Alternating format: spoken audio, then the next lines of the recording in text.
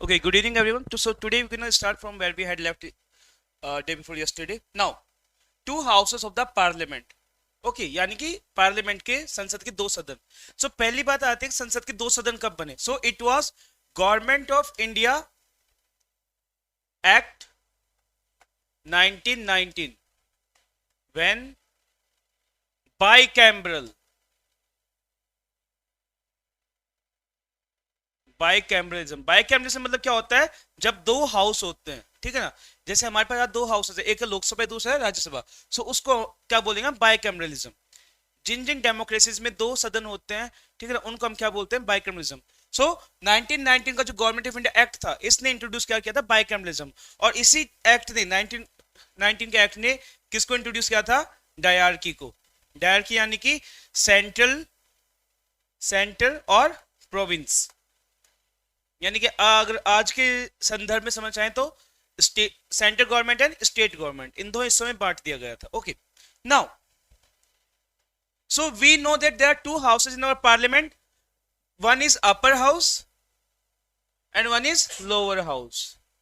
Okay, now upper house is also known as Rajya Sabha and council of state.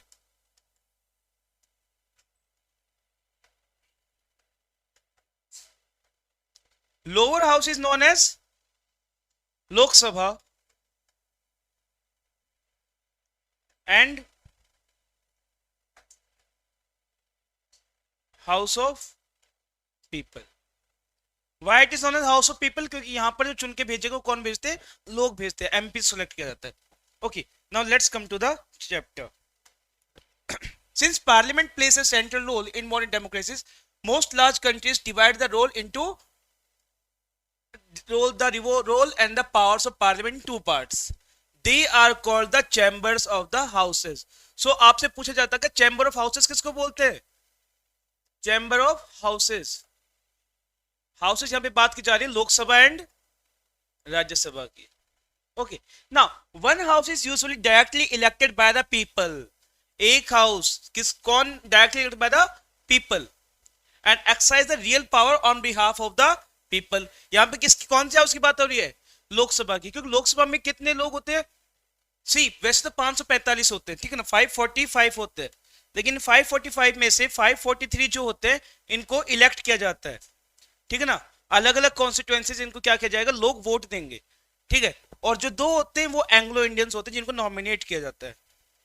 दो कौन होते हैं, Anglo Indians.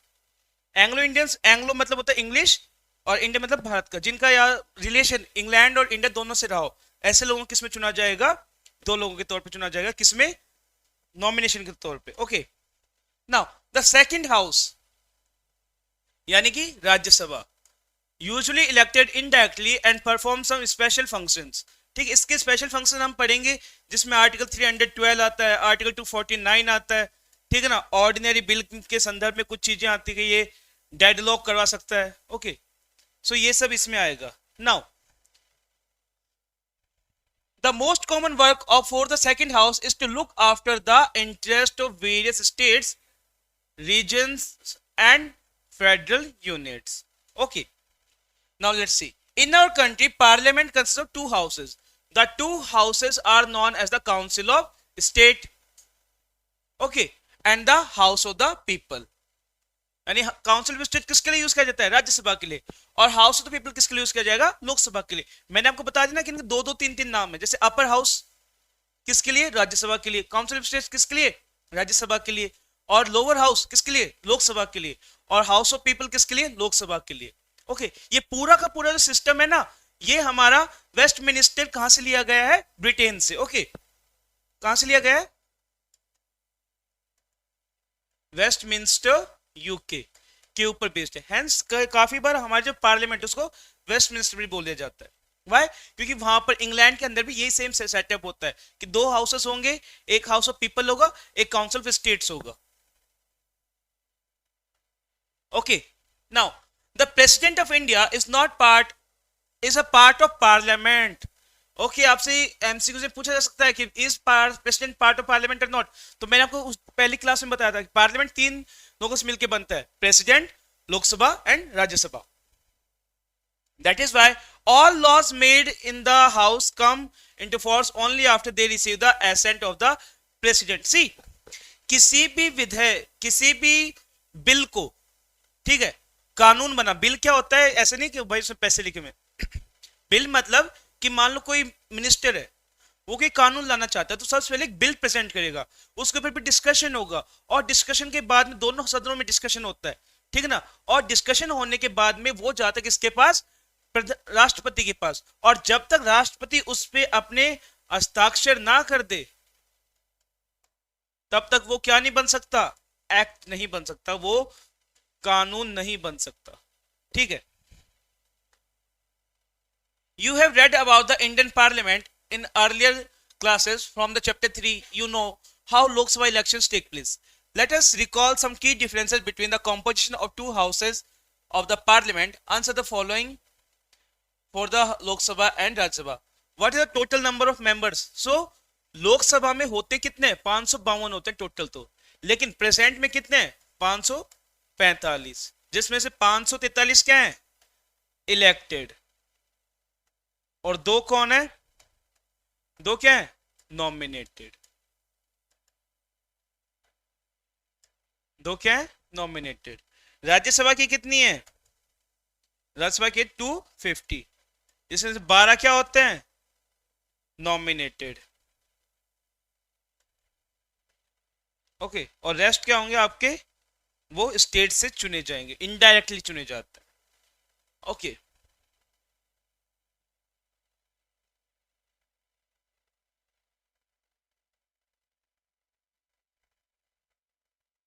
Which of the two houses is more powerful?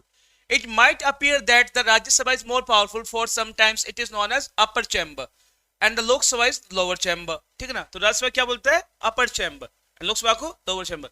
But this does not mean that Rajya Sabha is more powerful than Lok Sabha. This is just an old style of speaking and not the language used in our constitution. Our constitution does give the Rajya Sabha some special powers over the states, but on most matter the Lok Sabha exercises supreme power. Let us see how. अभी यहाँ पे बात किसकी हो रही है? राज्यसभा की special powers की. ठीक है. राज्यसभा के पास में कुछ स्पेशल, राज्यसभा का मेनली काम क्या होता है? गवर्नमेंट को ऑर्डिनरी बिल्स पे अपोज करना. ठीक है.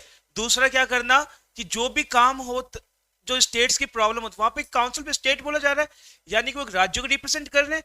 ठीक है. तो उनकी प्रॉब्लम्स को क्या करना? प्रेजेंट करना. Okay. Now, any ordinary law needs to be passed by both the houses, but if there is a difference between the two houses, the final decision is taken in a joint session in which members of the both houses sit together. Because of a large number of members, the view of Lok Sabha is likely to prevail in such a meeting. Now, see, अब होता है क्या है कि मान लो यहां पे बात हो रही ऑर्डिनरी बिल की. ठीक है. दो प्रकार के बिल होते हैं, ऑर्डिनरी एंड फाइनेंस. और फाइनेंस बिल में आपका क्या आता है? Finance bill. ठीक है ना. आर्टिकल 110 से चले जाए आपका आर्टिकल 110, ये किसकी बात करता है? आपका मनी बिल की. ओके. आर्टिकल 110 किसकी बात करता है? आपका मनी बिल की बात करता है. ओके. सो दो प्रकार की बिल्स होते हैं, ordinary bills and finance bill. ठीक है. तो यहाँ पे बात है ऑर्डिनरी बिल की. फाइनेंस बिल में राज्यसभा का ऐसा सच कोई रोल नहीं होता, 14 दिन तक के लिए डिले कर सकता है वो. ठीक है. यहाँ पे क्या कर सकता है? वो आंसर दे या ना दे. अगर वो आंसर नहीं देता है तो फिर क्या होती है? दोनों सदनों, प्रधान राष्ट्रपति क्या करेंगे? दोनों सदनों को बुलाते हैं और एक ज्वाइंट मीटिंग होती है. ठीक है ना. इस ज्वाइंट मीटिंग में जो प्रिसाइड करते हैं, इस ज्वाइंट मीटिंग को जो सुपरवाइज करेंगे, वो कौन होते हैं? Speaker of Lok Sabha. ठीक है. और उनकी अध्यक्षता में क्या होता है? दोनों सदनों में फिर से बहस होगी कि भाई आपने ये बिल क्यों नहीं पास किया और क्यों नहीं किया. हालांकि प्रथम दृष्टया क्या दिखता है कि भाई लोकसभा की पॉपुलेशन ज्यादा, मतलब वो ज्यादा है, जनसंख्या ज्यादा है, लोकसभा में मेंबर ज्यादा है, तो उसकी बात ही मान जाएगी. ठीक है. लेकिन राज्यसभा यहाँ पे बहुत क्रूशियल रोल प्ले करता है कि वो ये डेडलॉक या ज्वाइंट सिटिंग करवा सकता है. ठीक है ना. उससे ज्यादा उसकी पावर नहीं होती है. अगर लोकसभा के ज्यादा मेंबर्स बोल देते हैं हाँ में बोल देते हैं, तो वो बिल फिर कहां पे जाएगा? राष्ट्रपति के पास चला जाएगा, पास हो माना जाएगा. ओके. साइन होने के बाद नाउ, तो पहला काम क्या किया इन्होंने? पहला काम क्या कि भाई इन्होंने बिल जॉइंट सिटिंग करवा सकते हैं। किस केस में? ऑर्डिनरी बिल के केस में, फाइनेंस बिल के केस में नहीं। फाइनेंस बिल के केस में इनके पास ऐसा कोई पावर नहीं होता है। Lok Sabha exercises some more powers in money matter. Once the Lok Sabha passes the budget of the government or any such other money related law, the Rajya Sabha cannot reject it. तो देखा आपने power किस matter में राज्यसभा के पास? सिर्फ ordinary bill के case में power है कि वो उसको डिले कर सकता है। और ऑर्डिनरी बिल में वो क्या कर सकता है? Joint sitting. क्या कर सकता है ऑर्डिनरी बिल के केस में? Joint sitting. लेकिन वहीं पर बात की जाए मनी रिलेटेड, मनी यानी फाइनेंस, मनी बिल की, फाइनेंस बिल की, तो पावर किसके पास ज्यादा होती है? लोकसभा के पास। किसके पास ज्यादा होगी? लोकसभा के पास। उसमें राज्यसभा का ऐसा कोई रोल नहीं होता।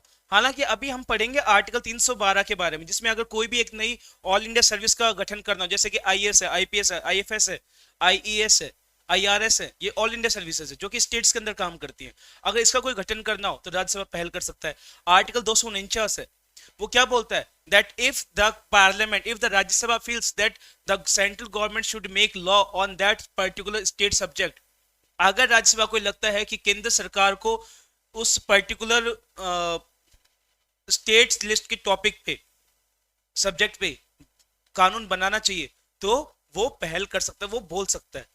ठीक है। हालांकि हमारा जो इंडिया है, एक चीज होती है फेडरलिज्म। फेडरलिज्म में क्या होता है? डिवीजन ऑफ पावर होता है, यानी कि सेंटर की पावर्स अलग होंगी, स्टेट की पावर अलग होंगी।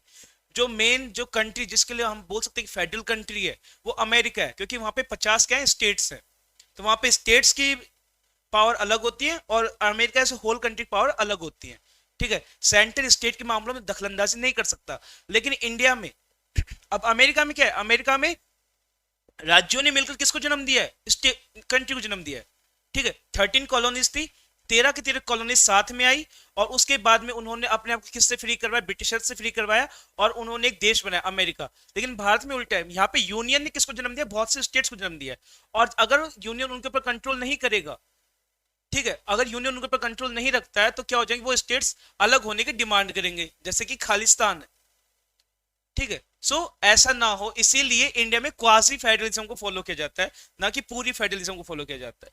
Okay, now let's see. The Rajya Sabha can only delay it by 14 days. ठीक है। अभी एक बात, एक चीज नोटिस करना कि अगर ऑर्डिनरी बिल का केस है, ऑर्डिनरी बिल की बात हो, तो राज्यसभा इनडेफिनेट टाइम तक, इनडेफिनेट टाइम तक क्या कर सकता है? डिले कर सकता है। और वो अगर काफी समय तक पास नहीं करता है, बेसिकली 6 महीने तक पास नहीं करता है, तो क्या हो जाएगा? जॉइंट सिटिंग होगी। लेकिन मनी बिल को या फाइनेंस बिल को सिर्फ कितने दिन के लिए डिले कर सकता है? 14 दिन के लिए। 14 दिन के बाद चाहे वो उसको पास करे या ना करे, that bill be deemed to be passed. Okay, उसको पास ही माना जाएगा।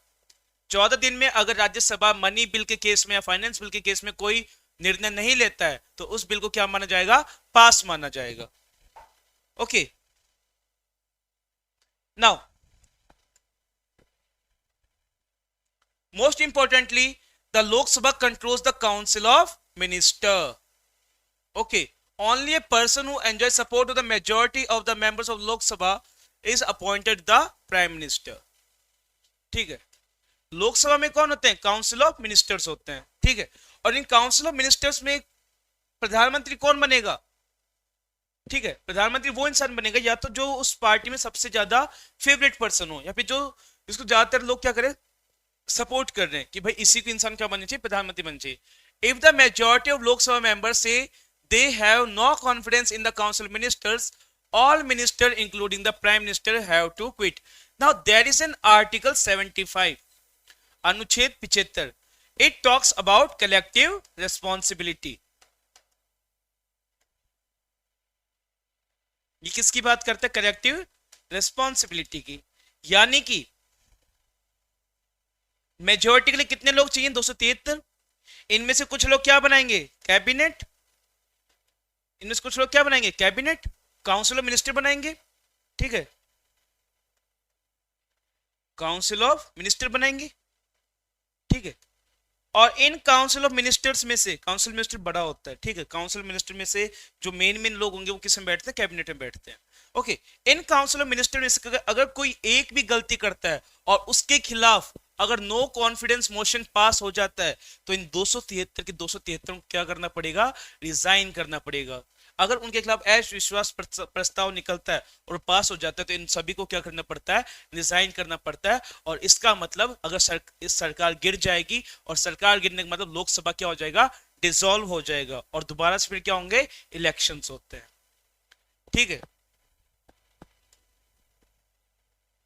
Political executive.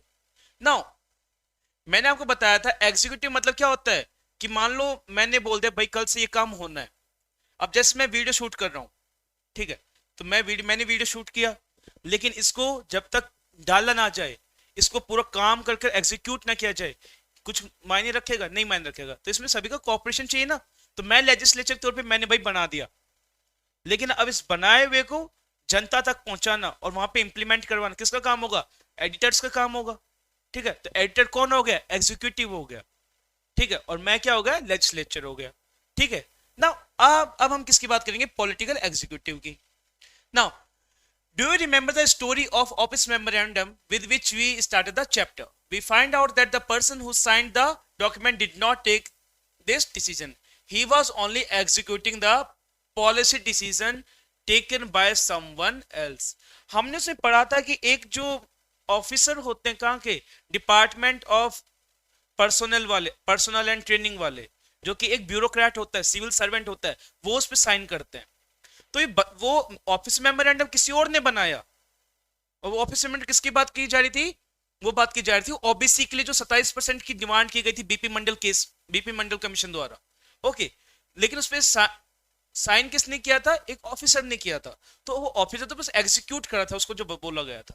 Now but we also know that he could not have taken that decision if he did not have support from the Lok Sabha.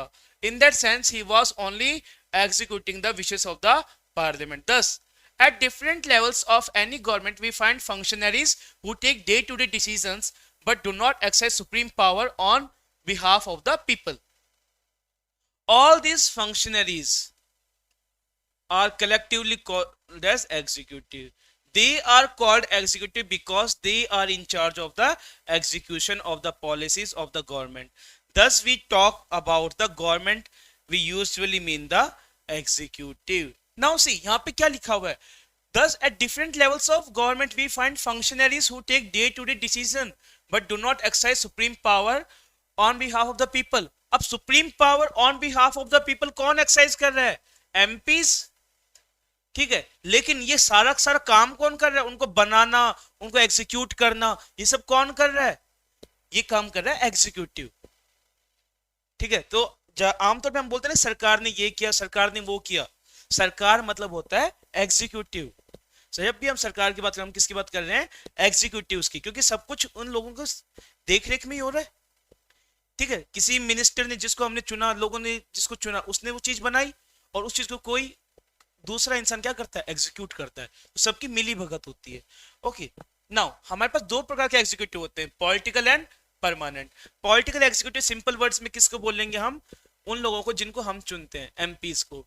ठीक है, क्यों इनको political और ये परमानेंट अलग अलग क्यों किए गए, कि भाई एमपी है, सरकार कितने साल की बनती, 5 साल के लिए, 5 साल बाद शायद ये जीत जाए, शायद ये ना जीते। ठीक है, तो अगली बार तो ये मिनिस्टर एमपी रहेगा नहीं अगर नहीं जीता तो। ठीक है, यानी ये तो हट गया। लेकिन जो सिविल सर्वेंट्स होंगे, यानी जो आईएएस ऑफिसर्स होंगे, उनकी नौकरी तो परमानेंट है, वो थोड़ी सरकार के साथ बदल जाएंगे, वो तो वहीं रहेंगे। अब वो किसी नई सरकार के लिए काम करेंगे, उनका काम, इसलिए उनको क्या बोला जाता है, परमानेंट एग्जीक्यूटिव। ठीक है, सरकारें बदलती हैं, लेकिन जो सिविल सर्वेंट्स होंगे, जो फंक्शनरीज होंगे एग्जीक्यूटिव के, वो नहीं चेंज होते हैं। Okay, now in a democratic country, 2 categories make up the executive. One that is elected by the people for a specific period, यानी यहाँ पे बात हो रही है 5 साल वाले की, स्पेसिफिक पीरियड यानी 5 साल, is called political executive. जहां पे वर्ड पॉलिटिकल आ गया, सिंपल सा आप समझ जाइए कि यहाँ पे किसकी बात हो रही है, नेताओं की बात की जा रही है। और नेता 5 साल के लिए होते हैं, उसके बाद अगर जनता उनको वोट देगी तो अगले और 5 साल के लिए आ जाएंगे। ठीक है, नहीं देगी तो वो अपने घर बैठ जाएंगे। ठीक है, Political leaders who take the big decision fall in this category. In the second category, people are appointed on a long term basis. This is called the permanent executive or civil service. Okay. Person working person working in the civil services are called civil servants. जो लोगों की सेवा में काम करें उनको क्या बोला जाएगा? Civil servants. They remain in office when even when the ruling party changes.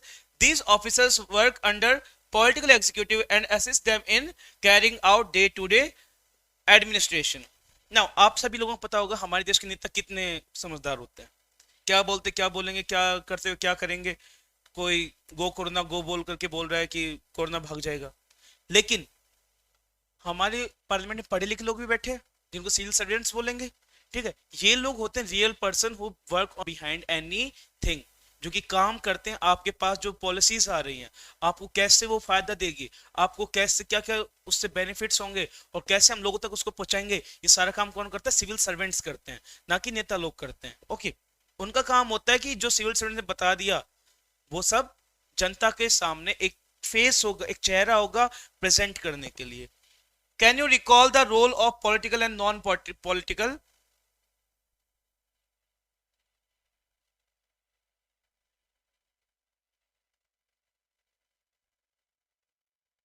Executive in case of the office of the memorandum. तो हम इजिली कर सकते हैं. क्यों? हम इसलिए कैसे कर सकते हैं कि जहां पर जो वीपी सिंह की गवर्नमेंट थी वो तो पॉलिटिकल हो जाएगी. ठीक है, और जो उसमें जिन्होंने उस पर साइन किए वो परमानेंट हो जाएंगे. Okay, you might ask, why does the political executive have more power than the non-political executive? Why is the minister more powerful than the civil servants? The civil servant is usually more educated and has more expert knowledge of subject. See, आपने movies में देखा होगा, आपने देखा होगा किसी नेता की गुलामी करते हुए, आपने देखा होगा बहुत कुछ नेताओं के भरोसे, नेताओं के नाम पे काम करते हुए. यहाँ से भी लोग, वो चाचा विधायक है हमारे, तो एक विधायक किसी आईएएस ऑफिसर से या आईपीएस ऑफिसर से ज्यादा पढ़ा लिखा तो नहीं होता है, लेकिन फिर भी चलती उन लोगों की ज्यादा है बजाय किसके? एक सिविल सर्वेंट के, जबकि वो इतना क्वालिफाइड होता है. 9 9 11 11 एग्जाम देने पड़ते हैं, पूरे 4 4 5 5 साल पढ़ना पड़ता है, और इतना सारा ज्ञान लेने के बाद भी ये सोच नहीं पता चलता कि जीत वो मतलब कि बनेंगे नहीं बनेंगे. ठीक है, तो जिसने अपनी पूरी जवानी उस चीज में पढ़ने में, उस पद को हासिल करने में गवा दी, उसका एक मुकाबला एक नेता कैसे करेगा? ठीक है, और वोट्स कैसे आते हैं वो आप लोगों को भी पता है. ठीक है, now the advisors working in the finance ministry know more about economics than the finance minister. Such है. Sometimes the ministers may know very little about the technical matter that come under their ministry. This could easily happen in ministries like defense industry, health, science and technology, mines, etc. Why should the ministers have a final say in this matter? Now suppose यहाँ पे defence ministry की बात की जा रही है. Now defence minister क्या पता कि भाई हमें कौन कौन से वेपन चाहिए, कौन से वेपन हमारे लिए ठीक होगा, कैसे टेरेन में हम फाइट कर रहे हैं तो हमारे लिए कौन से इंफ्रास्ट्रक्चर होने चाहिए, हमारे लिए कौन से प्लेन्स आने चाहिए, कौन से फाइटर जेट अच्छे होंगे. ठीक है, लेकिन फिर भी जो आखिरी फाइनल से होगा वो किसका होता है? इन मिनिस्टर्स का ही होता है. The reason is very simple. यहाँ पे आता है कि क्यों नेताओं को इतने भाव दिए जाते हैं जबकि सिविल सर्वेंट्स इतने एजुकेटेड होते हैं. The reason is very simple. In democracy the will of people is supreme. अब यहाँ पर क्या बोला गया है कि नेताओं को कौन चुन रहा है? लोग चुन रहे हैं, और लोगों की जो विल होती है, लोगों की जो मत होगा वो सबसे क्या होता है? सर्वोपरि होता है. लोग सर्वोपरि होते हैं, और उन लोगों ने अगर किसी को चुना है तो वो सर्वोपरि हो जाएगा, वो सब चीजों से ऊपर हो जाता है, इसीलिए उसका से फाइनल होता है. The minister is an elected representative of the people and thus empowered to exercise the will of the people on their behalf. She is finally answerable to the people for all the consequences of her decision. Okay, that is why minister takes all the final decision. Now see, आपने देखा होगा, अगर suppose कीजिए कोई पढ़ा लिखा आदमी कोई चीज बता रहा है, लोगों को एक्सप्लेन कर रहा है, टेक्निकलिटीज समझा रहा है.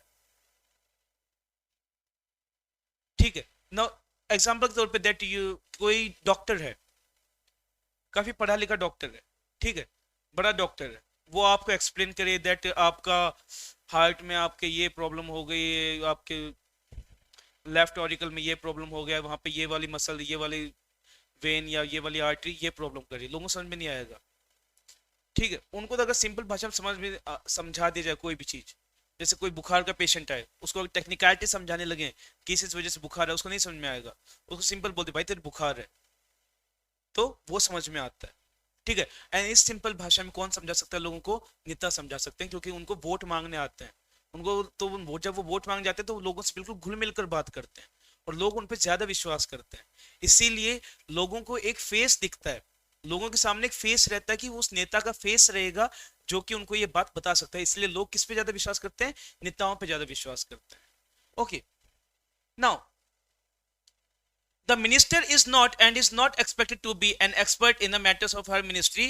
The minister take the advice of experts on technical matters, but very often experts hold different opinions or place before her more than one option. Depending on what the overall subjective is, the minister decides. Actually, this happens in large organizations. Those who understand the overall picture and take most important decision. Not all the experts. The experts can tell the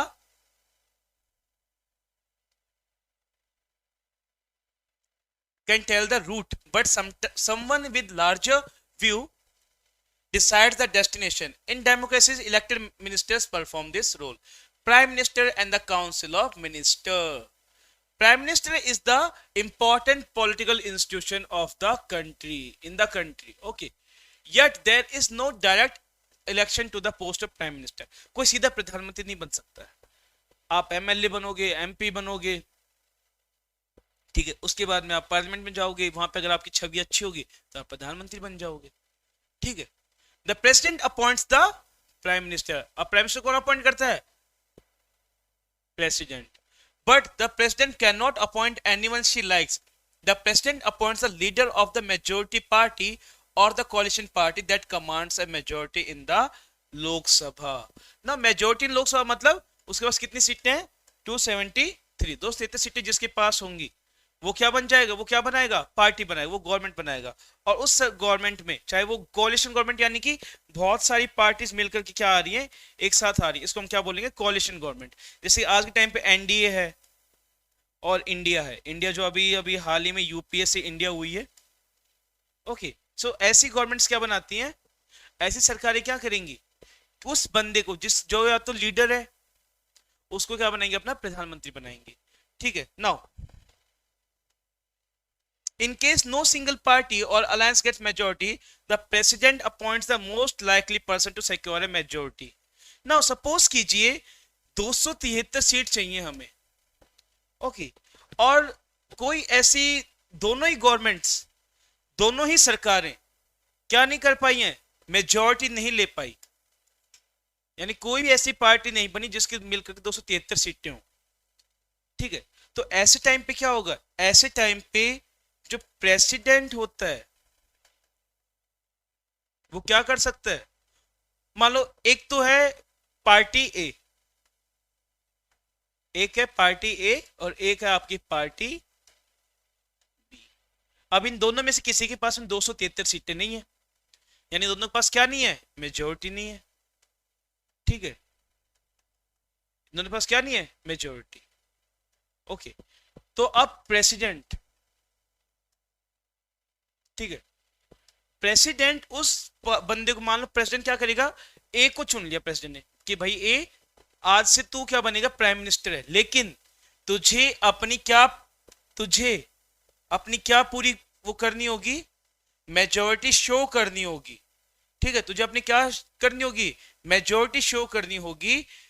और जब तक वो majority show नहीं करेगा, अगर वो majority show नहीं कर पाता है तो उसकी सरकार क्या हो जाएगी? गिर जाएगी। दोबारा से क्या होंगे? इलेक्शंस होंगे। ऐसा हुआ था I guess in 1996 Atal Bihari Vajpayee ji के साथ। After the appointment of prime minister, the president appoints other minister on the advice of the prime minister. यानी प्राइम मिनिस्टर फिर प्रेसिडेंट को क्या करता है? बोलता है कि भाई इस आदमी को आप ये वाला पोर्टफोलियो दे दो, इस आदमी को आप डिफेंस मिनिस्टर बना दो, इस आदमी को आप फाइनेंस मिनिस्टर बना दो, इस आदमी को आप ये मिनिस्टर बना दो। The ministers are usually from the party और the coalition that has the majority in the Lok Sabha. The prime minister free to choose ministers as long as they are members of parliament. Sometimes a person who is not member of parliament can also become a minister. Now minister बनने के लिए basic requirement क्या है? आपका minister बनने के लिए आपके बेसिक रिक्वायरमेंट है आपका एमपी होना। क्या होना? आपका एमपी। यानी कि जो एमपी होगा वही क्या बनेगा? मिनिस्टर बनेगा। लेकिन कभी कभी क्या होता है, अगर मान लो कोई इंसान एमपी नहीं भी है, कोई इंसान क्या नहीं है? एमपी नहीं भी है, तो उसको क्या लेनी पड़ेगी? उसको 6 महीने के अंदर अंदर एमपी की सीट लेनी पड़ेगी। क्या लेनी पड़ेगी? एमपी की सीट लेनी पड़ेगी। ये हुआ था 1984 में राजीव गांधी के केस में। इंदिरा गांधी जी की हत्या के बाद राजीव गांधी को प्रधानमंत्री बनाया गया था और 6 महीने के अंदर अंदर उनको राज्यसभा की क्या दी गई थी? सीट दी गई थी। यानी कि वो इंसान, आप भी चाहें तो आप भी जाओ, जिसकी एज 25 से ऊपर है, वो जाकर के क्या बन सकता है? प्रधानमंत्री बन जाएगा। लेकिन उसको 6 महीने के अंदर अंदर क्या लेनी होगी? एमपी की सीट लेनी होगी। ये कंपलसरी है। अगर वो नहीं ले पाता है तो उसको हटा दिया जाएगा। Okay, now but such person has to get elected to one of the houses of parliament within 6 months of appointment as minister। ठीक है, उसमें या तो लोकसभा की या राज्यसभा की किसी एक जगह की तो उसको क्या लेनी पड़ेगी? एमपी की सीट लेनी पड़ेगी। क्या बनने के लिए? अगर वो एमपी एमपी नहीं है और वो पीएम बन जाता है। Council of minister is the official name of the body that includes all the ministers. It usually has 60 to 80 ministers of different rank। अब रैंक मतलब होता है औहदा। आपके जो अलग अलग औहदे पे क्या होते हैं? मिनिस्टर्स होते हैं। सबसे टॉप पे कौन आएंगे? कैबिनेट मिनिस्टर्स, जो प्रधानमंत्री के सबसे क्लोज होते हैं। ठीक है, प्रधानमंत्री के सबसे क्लोज मिनिस्टर्स को क्या बोला जाता है? कैबिनेट। ओके, क्या बोला जाएगा उनको? कैबिनेट मिनिस्टर्स बोला जाएगा। Cabinet ministers are usually top level leaders of the ruling party और parties who are in charge of the major ministries. Usually the cabinet ministers meet to take decision in the name of the council of minister। Cabinet is thus the inner ring of minister। It comprises of 25 ministers। Minister of state with independent charge are usually in charge of smaller ministries। They participate in the cabinet meetings only when specially invited। Okay, इनको जब तक invite ना किया जाए तब तक ये लोग क्या नहीं कर सकते? उसमें पार्टिसिपेट नहीं कर सकते। ठीक है, अब मान लो एक हमारे पास डिफेंस मिनिस्ट्री है। ये कैसी हो गई? मेजर मिनिस्ट्री है, बहुत जरूरी है हमारे लिए। ठीक है, तो इसके जो मिनिस्टर होंगे उनको क्या बोला जाएगा? Cabinet minister. उनको क्या बोला जाएगा? Cabinet minister. वहीं पर अगर कोई छोटी मोटी इंडस्ट्री है, ठीक है, तो इनको क्या बोला जाएगा? Minister of state with independent charge. Now since it is not practical for an minister to meet regularly and discuss everything, the decisions are taken in cabinet meetings। That is why parliamentary democracy in most countries is often known as the cabinet form of government। ये एक बहुत important क्या है? MCQ है। ठीक है, बहुत important क्या है? एमसीक्यू। क्यों? आइए बार फिर से देखते हैं। Since it is not practical for all the ministers to meet regularly and discuss everything, the decision are taken in cabinet meetings। अब मिनिस्टर्स 80 हैं, 80 मिनिस्टर्स हैं। ठीक है, अब इन 80 के 80 के लिए किसी एक बात पे डिसीजन लेना बहुत मुश्किल हो जाएगा। वहीं पर अगर हम इसकी संख्या घटा दें, 25 कर दें, तो 25 लोग आसानी से एक डिसीजन ले सकते हैं। ठीक है, तो इसीलिए हमारी जो पार्लियामेंट्री फॉर्म ऑफ डेमोक्रेसी है उसको दूसरा नाम क्या दिया गया है? पार्लियामेंट्री फॉर्म ऑफ दूसरा नाम क्या दिया गया है? Cabinet form of government. The cabinet works as a team. The ministers may have different views and opinions but everyone has to own up to every decision of the cabinet. हर किसी का अलग मत हो सकता है, लेकिन सबको क्या करना होगा? एक फाइनल चीज पे निश्चित होना होगा। No minister can openly criticise any decision of the government even if it is about another ministry और डिपार्टमेंट। ठीक है, every ministry has secretaries who are civil servants। These secretaries provide the necessary background information to the minister to take decision। Now जैसे मैंने आपको बताया ministers हैं वो इतने पढ़े लिखे नहीं होते हैं। अब मान लो कोई टॉपिक चल रहा है डिफेंस मिनिस्ट्री का, लेकिन कैबिनेट में तो आपके फाइनेंस मिनिस्टर भी होंगे, वहां पे होम मिनिस्टर भी होंगे, उनको उस चीज का पता नहीं चल रहा है कि भाई इसमें क्या हो रहा है क्या नहीं हो रहा है। ठीक है, तो उनको सपोर्ट कौन करते हैं? सेक्रेटरी। ठीक है, ये सेक्रेटरी कौन होते हैं? सिविल सर्वेंट्स होते हैं। ठीक है, पढ़े लिखे लोग होते हैं। और ये लोग क्या बताएंगे, ये लोग इस मिनिस्टर को बताएंगे कि वहां पर ये हुआ है, आपको ये करना है, आपको ये बोलना है, और ये काम आप कर सकते हो, वो काम आप कर सकते हो जनता के लिए, वो लोग बताते हैं। Okay, the cabinet as a team is assisted by the cabinet secretariat. This includes many senior civil servants who try to coordinate the working of different ministries. Okay, power of the prime minister. यहां से हम करेंगे continue next class में। Till then take care, जय हिंद।